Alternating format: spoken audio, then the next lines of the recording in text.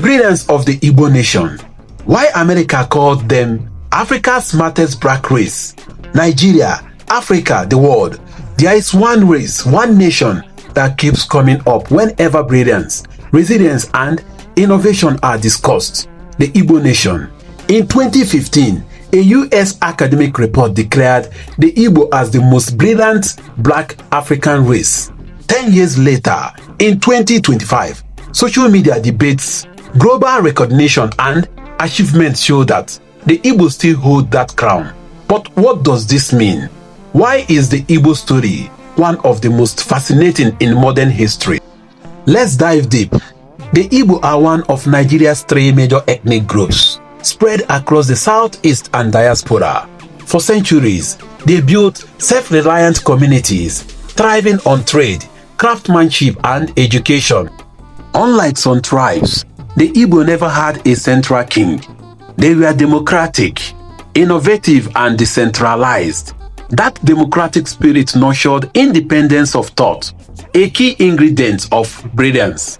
Colonial records show that as early as the 1940s, Igbo students were dominating mission schools and universities.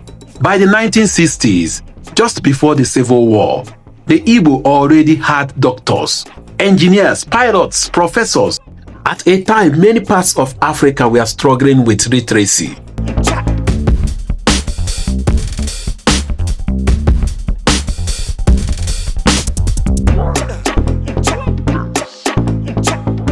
Now, let's go back to 2015. A study widely cited in academic circles in the US analyzed African migrant groups. The result: Igbo Nigerian topped the chart in education, business, and global excellence. When the report resurfaced on Twitter and Facebook recently, the reactions were explosive.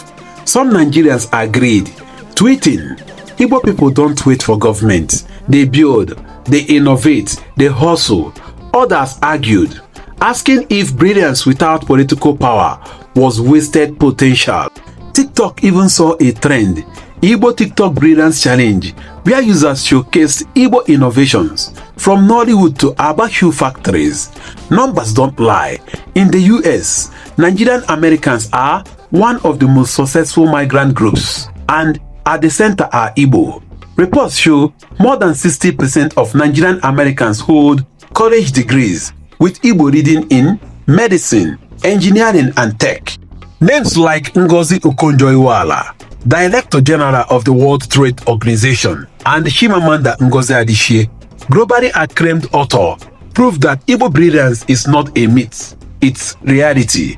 Perhaps the strongest evidence of Igbo genius is the Igbo Boy system, a business model where young men serve mentors, learn the trade, and are later settled to start their own businesses.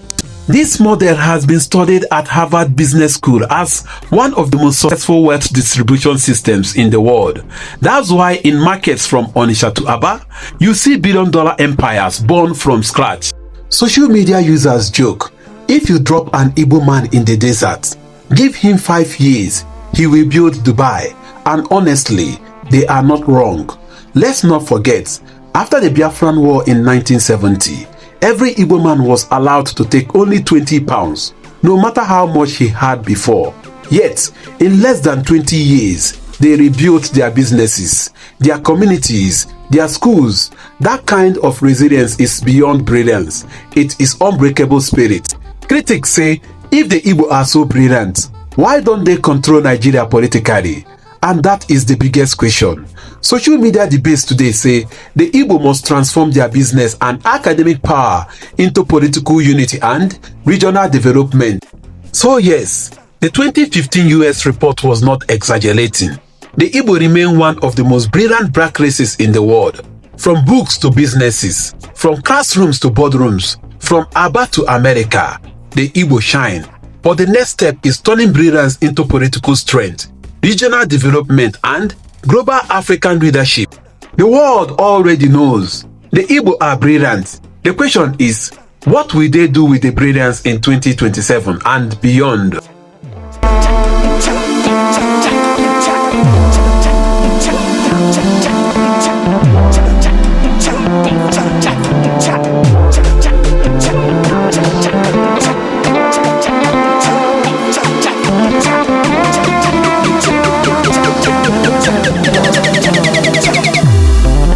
Bye.